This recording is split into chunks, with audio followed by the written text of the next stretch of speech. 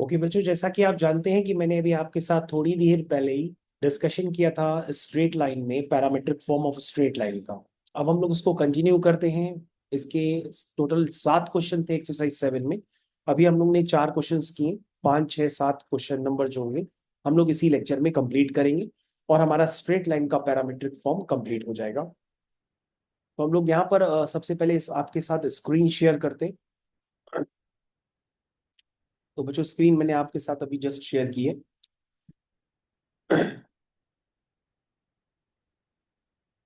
यहाँ पे बच्चों क्वेश्चन नंबर 5 अब आपको पूरी तरह से विजिबल है और मैंने आपसे कहा था कि दूसरी मीटिंग में हम लोग इसको डिस्कस करेंगे। इसमें लिखा है a line through the point P meets the line. ठीक है, अब एक कोई लाइन है, वो लाइन पास करती है किसी पी पॉइंट से। अब पी पॉइंट क्या है आपका, 2, -3 है। और ये लाइन दूसरी लाइन को मीट करती है at point A and B. तो एक्सटर्नली मीट कर रही है, तो एक्सटर्नली मीटिंग के लिए हमने डायग्राम इस तरह से बनाया था कि वो एक्सटर्नली मीटिंग आपको दिखाई भी दे। तो ये देखो, ये बच्चों मैंने एक लाइन अभी बना रहा हूँ। ये दोनों लाइंस मैंने आपको बना दिया है। तो पी पॉइंट से पास करने वाली हमें लाइन की इक्वेशन चाहिए। और किसी भी पॉइंट से पास करने वाली लाइन की इक्वेशन हम तभी निकाल सकते हैं जब हमारे पास उसका स्लोप पता हो। तो स्लोप तो पता नहीं है, तो अभी हम निकालेंगे। लेकिन हमारे पास इंफॉर्मेशन क्या है कि जो पी पॉइंट से पास करने वाली लाइन है वो अदर टू लाइंस को कहाँ पे एक्सटर्नली मीट करती हैं, ए और बी। इसमें से एक लाइन की इक्वेशन आपके पास क्या है, वह है x-2y +7 = 0। और दूसरी लाइन की क्वेश्चन है x+3y-3 = 0। ध्यान से देखिए। अब इसमें यह भी लिखा हुआ है कि P जो है AB को डिवाइड करती है इन द रेशियो 3:2। देखो लिखा है ना, P डिवाइड। तो ऐसा करते हैं बच्चों, ऊपर वाली इक्वेशन को नीचे लिख देते हैं और नीचे वाली इक्वेशन को ऊपर लिख देते हैं, तो फिर रेशियो 3:2 ज्यादा समझ में आएगा। ठीक है ना। तो ये ए, ये बी। अब बच्चों देखो, ज्यादा समझ में आ रहा होगा कि ये लेंथ हो जाएगी 3R। बोलो, सबको समझ में आ रहा। और ये लेंथ हो जाएगी 2R। तो देखो अब तो रेशियो 3:2 नजर आ रहा ना, क्योंकि उसमें लिखा है कि जो पी लाइन है ना वो ए बी लाइन को एक्सटर्नली डिवाइड करती है, यानी कि 3:2 में। यानी कि पी ए अपॉन पीबी का जो रेशियो है वो बच्चों 3:2 है। ये कह रहा, तो हम इसको 3R और 2R भी मान सकते हैं। मान सकते हैं ना। अब जो ए वाली लाइन को मैंने लिखा है कि ए से पास करने वाली लाइन की इक्वेशन है x-2y +7 = 0। और यहां से पास करने वाली लाइन की इक्वेशन है x+3y-3 = 0। तो तुम कहोगे सर हम बी पॉइंट और ए पॉइंट तो लिख ही ले लेंगे। हम बताओ बेटा बी पॉइंट क्या होगा। Sir B point just wait करिए, मैं आपको बताता हूँ बी पॉइंट। हाँ बताइए, बी पॉइंट आराम से बताइए।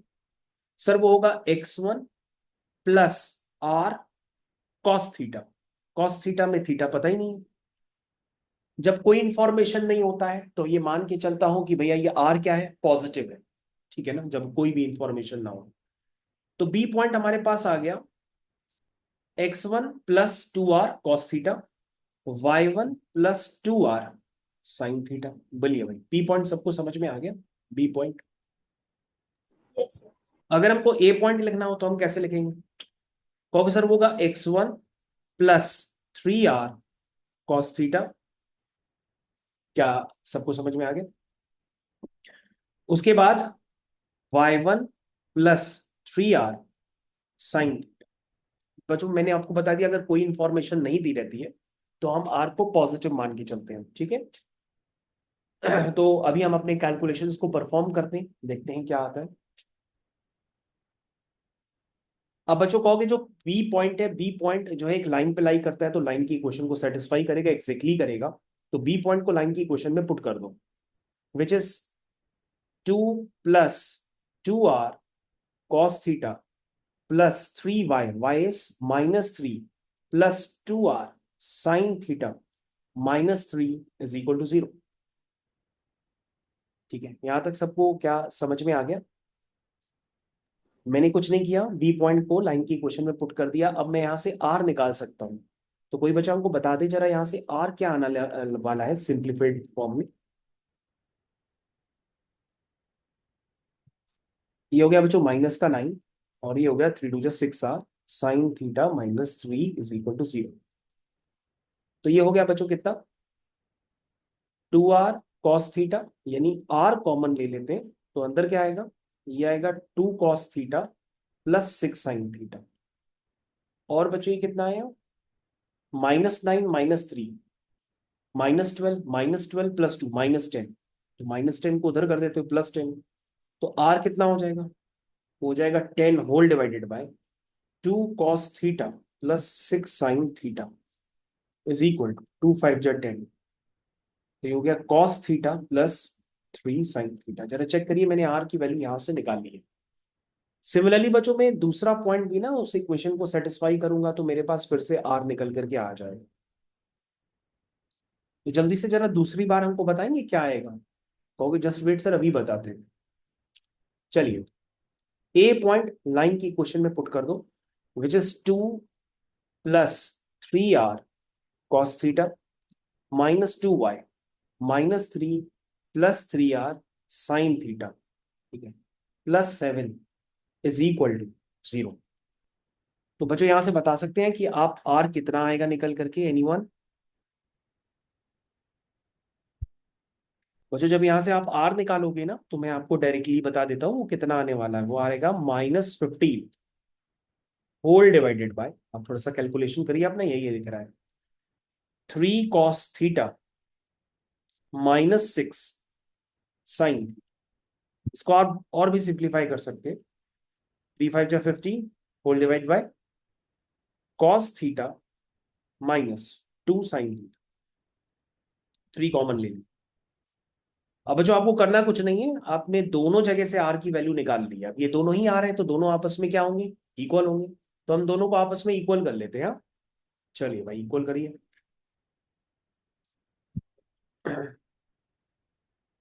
तो बच्चों जब आप दोनों आर को आपस में इक्वल करेंगे ना तो आपके पास बेसिकली एक रिलेशन डेवलप होगा। जरा करके देखिए सारे बच्चे अपने आप से काम।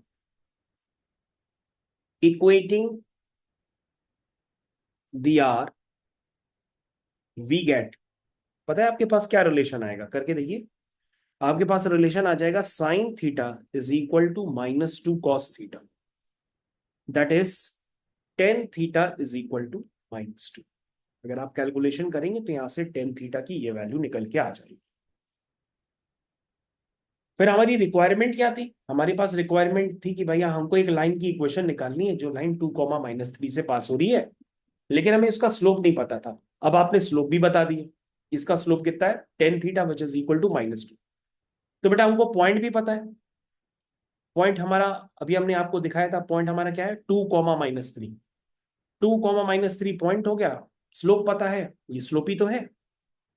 तो लाइन की इक्वेशन होगी y - y1 is equal to m times x - x1। इसको बच्चों आप सिंप्लीफाई कर लीजिए, आपका फुल एंड फाइनल आंसर आ जाएगा। तो ये बच्चों इक्वेशन सॉल्व होकर के आती है, this is 2x + y - 1 is equal to 0। Check करिए भाई सभी लोग। ओके सर, यही आ हाँ बेटा, यही यही आ गया। ठीक। उसके बाद बच्चों सिक्स क्वेश्चन बहुत ही आसान है, बस थोड़ा सा आपको सेवेंथ क्वेश्चन में सीखना पड़ेगा, उसके बाद आपका काम खत्म। पैरामीटर का आप सीख गए। सिक्स क्वेश्चन तो one of the easiest question है, आप चाहे तो होमवर्क में भी कर सकते हैं, जितना आपने पढ़ा है वही है। Graph the straight line through the point P makes an angle π/6। कोई स्ट्रेट लाइन है बच्चों, एंगल भी दे रखा है π/6, पॉइंट से पास करती है, वो पॉइंट है 3,4। मीट्स द लाइन, किसी लाइन पर मीट करती है क्यू पॉइंट पे, उस लाइन की इक्वेशन आपके पास गिवन है 12x + 5y + 10 is equal to 0। तो कह रहा है कि भैया यहाँ पे हमको पी क्यू लेंथ चाहिए। तो पी क्यू लेंथ को मैंने क्या बताया था, क्या एज्यूम करते हैं, आर एज्यूम करते हैं। क्या एज्यूम करते हैं, आर करते हैं ना। तो ये आर लेंथ आपको निकालनी है। तो आप कहोगे सर ये तो फर्स्ट क्वेश्चन ही हो गया सीधा सीधा। सर ये तो सीधा सीधा फर्स्ट ही क्वेश्चन हो गया। हाँ, फर्स्ट क्वेश्चन हो।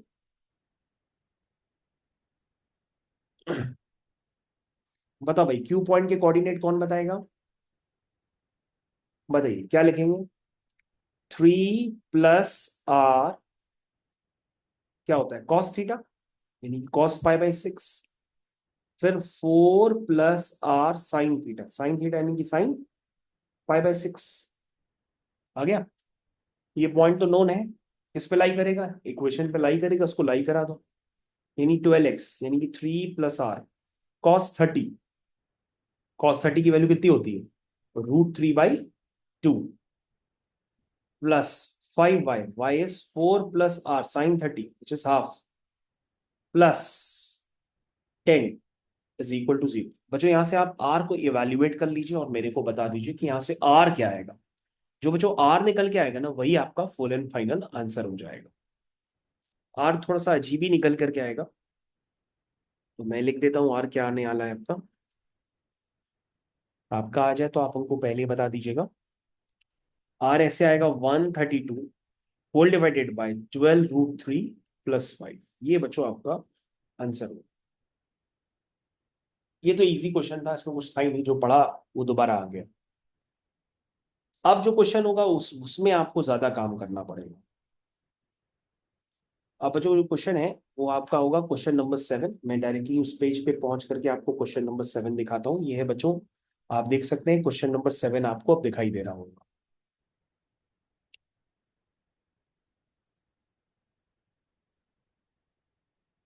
इस क्वेश्चन नंबर 7 को मैंने कॉपी कर लिया है। वापस मैं अपनी जगह पे इसको पहुंचा देता हूँ। ये हो गया बच्चों क्वेश्चन नंबर 7। स्टार्ट करिए इसको। फिजिक्स का क्वेश्चन है वैसे तो। ये क्या लिखा है? A line joining 2 points 2,0 3,1। ध्यान से देखिए कि सारे बच्चे, ये आपका आखिरी मेहनत का टाइम है। लाइन ज्वाइन करती है 2 पॉइंट्स। एक पॉइंट है बच्चों 2,0 जिसका नाम है ए, और एक पॉइंट है बच्चों बी जिसका नाम है 3,1। बच्चों हम ए बी लाइन का जरा स्लोप निकाल के भी देख लेते हैं। This is y2 - y1/x2 - x1। क्योंकि स्लोप तो सर 1 आ रहा है, स्लोप 1 आ रहा है, दैट मीन्स थीटा कितना होगा? 45। कितना हो जाएगा? 45। तो एक लाइन है जो 2,0 और 3,1 से पास करती है, उसको ए के अबाउट रोटेट किया जाता है। Where is the point A? ये है बच्चों पॉइंट ए। इसके अबाउट उस लाइन को रोटेट किया जाता है। कितना रोटेट किया जाता है? इस लाइन को रोटेट किया गया है कुछ थोड़े से एंगल से। वो थोड़ा सा एंगल क्या है? वो थोड़ा सा एंगल है बच्चों 15। कितना है? 15। कह रहा है जब इस लाइन को रोटेट किया तो बताओ लाइन की इक्वेशन नए फॉर्म में क्या होगी? तुम कहोगे सर लाइन की इक्वेशन नए फॉर्म में निकालने के लिए हमें लाइन का स्लोप पता होना चाहिए। तो सर स्लोप तो दिख रहा है। इस लाइन का स्लोप कितना हो गया? 45 + 15। तो नई वाली लाइन का स्लोप तो पता पड़ गया, वो हो जाएगा tan of 45 + 15। कितना हुआ ये? tan 60। tan 60। तो सर नई वाली लाइन का स्लोप तो पता पड़ गया, लेकिन नई नई वाली लाइन की इक्वेशन निकाल तभी सकते हैं जब उस पर एक फिक्स पॉइंट भी पता हो। तो हमने कहा फिक्स पॉइंट तो पता ही है ना, क्योंकि आपने ए के अबाउट रोटेट किया है। जब ए के अबाउट रोटेट किया है तो वो ए पॉइंट थोड़ा ना चेंज होगा, ए पॉइंट तो फिक्स रहेगा, क्योंकि रोटेटेड अबाउट ए लिखा है और एंटी क्लॉकवाइज डायरेक्शन में। तो एंटी क्लॉकवाइज डायरेक्शन ऐसे ही तो होता है, तो ऐसे ही तो आपने 15 डिग्री रोटेट किया था। ये देखो ना, ये जो रोटेशन है ये एंटी क्लॉकवाइज तो है ही 15 डिग्री। तो तुम कहोगे सर पॉइंट तो पता पड़ गया, तो लाइन की इक्वेशन ही आ गई। y - y1 = m x - x1। हमने कहा बेटा ये एक आंसर है, एक और आंसर भी पूछ रहा है। क्या पूछ रहा है? सर ये भी पूछ रहा है कि ये जो बी पॉइंट अब एक सी पॉइंट बन चुका होगा, तो पूछ रहा सी पॉइंट के कोऑर्डिनेट भी बता दो। तो कहोगे सर बहुत आसान है। जब ए के अबाउट रोटेट किया है तो जितनी लेंथ ए बी की होगी उतनी लेंथ ए सी की होगी, क्योंकि आपने बी को कहाँ ले गए? 15 डिग्री रोटेट करके उस तरफ ले गए। तो हमने कहा ए बी की लेंथ तुम हमको बता दो। बताओ AB की लेंथ कितनी होगी?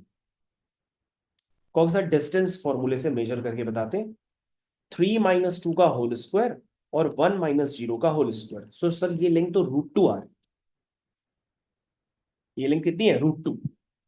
हमने बेटा ये लेंथ अगर √2 है यहां से लेकर के यहां तक, तो तुम इसमें पैरामीट्रिक फॉर्म लगा दो, क्योंकि लाइन पे फिक्स पॉइंट भी पता है 2, 0, स्लोप भी पता है लाइन का, तो तुम्हारे पास सी पॉइंट के कोऑर्डिनेट आ जाएंगे। तो कहोगे सर सी पॉइंट के कोऑर्डिनेट होंगे x1 + r cos theta, theta कितना है? 60 degree, comma y1 + r sin theta, theta कितना है? 60 डिग्री। तो बच्चों तुम्हारे पास नए वाले सी पॉइंट के कोऑर्डिनेट भी निकल करके आ गए। जरा चेक करिए आप लोगों को समझ में आया कि नहीं आया।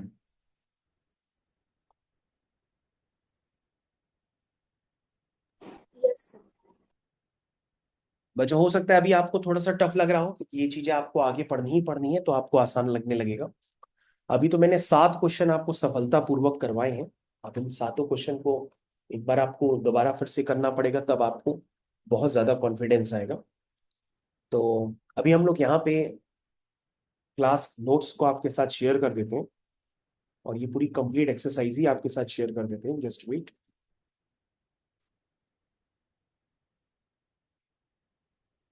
तो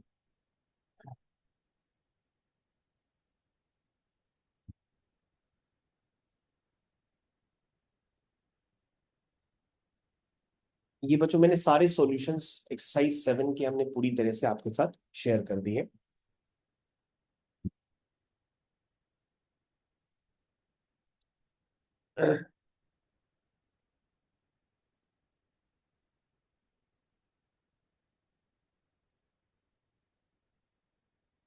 तो ये बच्चों आपके पास सेंड हो गई है पूरी सॉल्यूशन अच्छी तरीके से। अब हम लोग यहाँ पे स्क्रीन शेयरिंग को बच्चों बंद करते हैं।